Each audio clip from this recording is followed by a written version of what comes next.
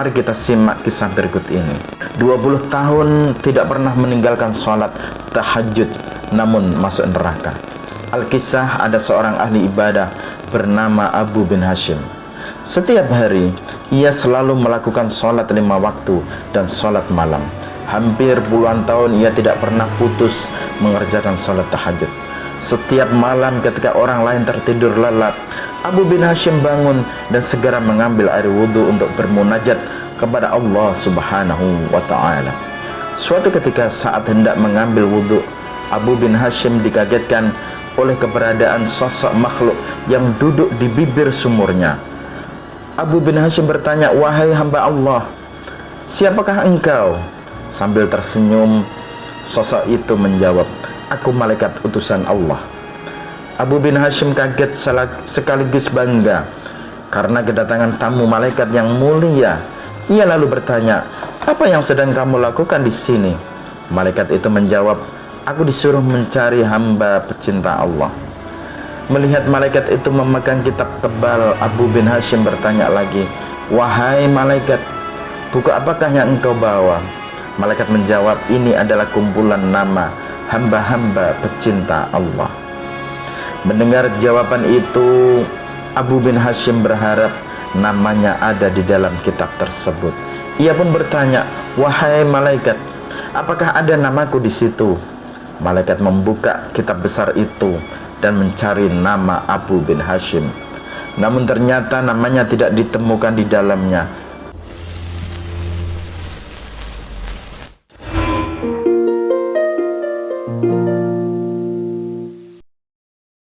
Bismillahirrahmanirrahim. Assalamualaikum warahmatullahi wabarakatuh.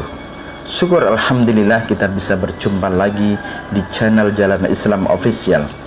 Salawat dan salam selalu tercurahkan kepada junjungan kita Nabi besar Muhammad sallallahu alaihi wasallam.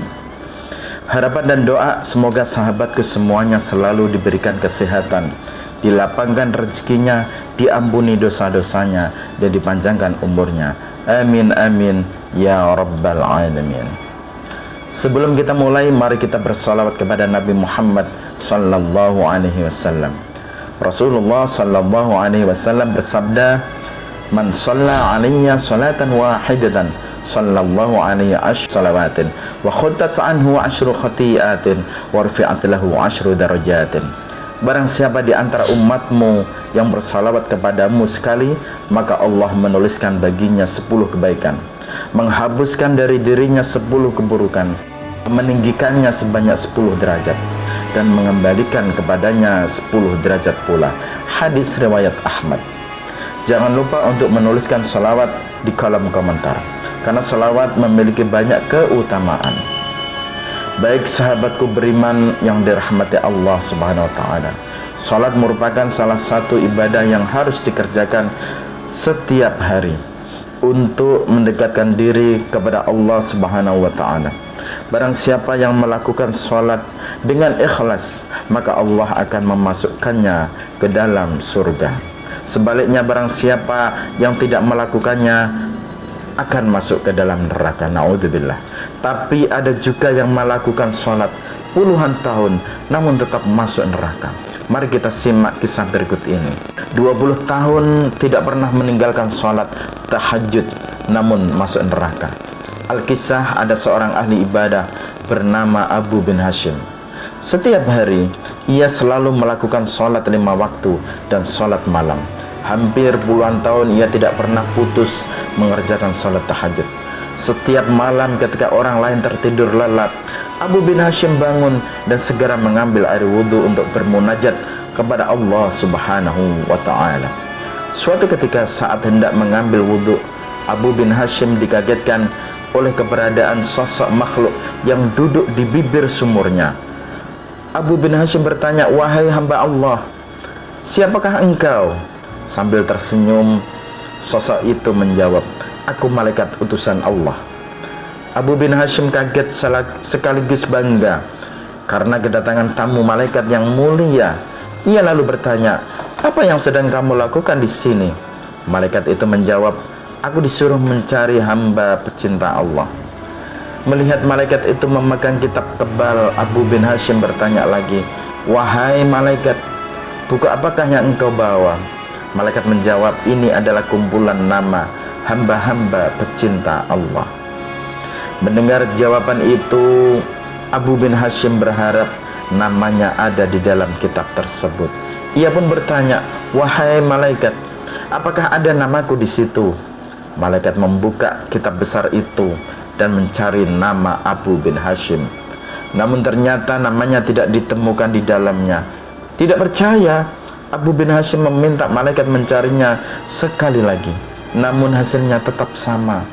Abu bin Hashim gemetar dan jatuh tersungkur di depan malaikat. Ia menangis sejadi-jadinya.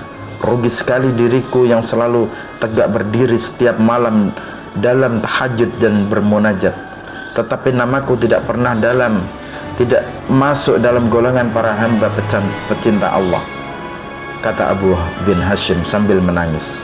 Melihat itu malaikat berkata, "Wahai Abu bin Hashim, bukan aku tidak tahu engkau bangun setiap malam. Ketika yang lain sedang tidur, engkau mengambil air wudhu dan kedinginan pada saat orang lain terlelap dalam buayan malam. Tapi tanganku dilarang Allah menulis namamu. Apakah gerangan yang menjadi penyebabnya?" tanya Abu bin Hashim kepada malaikat. Malaikat menjawab, "Engkau memang bermunajat kepada Allah, tapi engkau pamerkan dengan rasa bangga kemana-mana. Engkau asyik beribadah memikirkan diri sendiri. Di kanan kirimu ada tetanggamu, orang yang sakit atau lapar, tidak engkau tengok dan beri makan. Bagaimana mungkin engkau dapat menjadi hamba pecinta Allah kalau engkau sendiri tidak pernah mencintai hamba yang diciptakan Allah Subhanahu wa ta'ala?" Abu bin Hashim seperti disambar petir di siang bolong. Ia tersadar bahwa hubungan ibadah manusia tidaklah hanya kepada Allah semata atau hablum minallah, tetapi juga kepada sesama manusia, yaitu hablum minan nas dan juga alam. Sahabat beriman yang dirahmati Allah Subhanahu wa ta'ala, ternyata ibadah serajin apapun, jika niat memamerkan dan tidak peduli dengan kesusahan di sekitar, maka akan dibenci oleh Allah Subhanahu wa ta'ala. Banyak kisah dan hadis Rasul yang menyatakan bahwa serajin apapun ibadah, jika tetangga kelaparan dan kesusahan, maka akan masuk ke neraka. Semoga kita mendapatkan hikmah dari pelajaran yang sangat berharga ini. Perbaikilah niat, janganlah kita rajin beribadah hanya untuk dilihat orang atau memamerkan bahwa kita rajin beribadah. Lakukanlah segala ibadah dengan murni karena Allah Subhanahu wa ta'ala. Demikian yang bisa saya bagikan. Mudah-mudahan ada guna dan manfaatnya. Semoga bermanfaat untuk kita semuanya. Amin amin ya rabbal alamin. Wabillahi taufiq wal hidayah. Wassalamualaikum warahmatullahi wabarakatuh. Wallahu a'lam bissawab.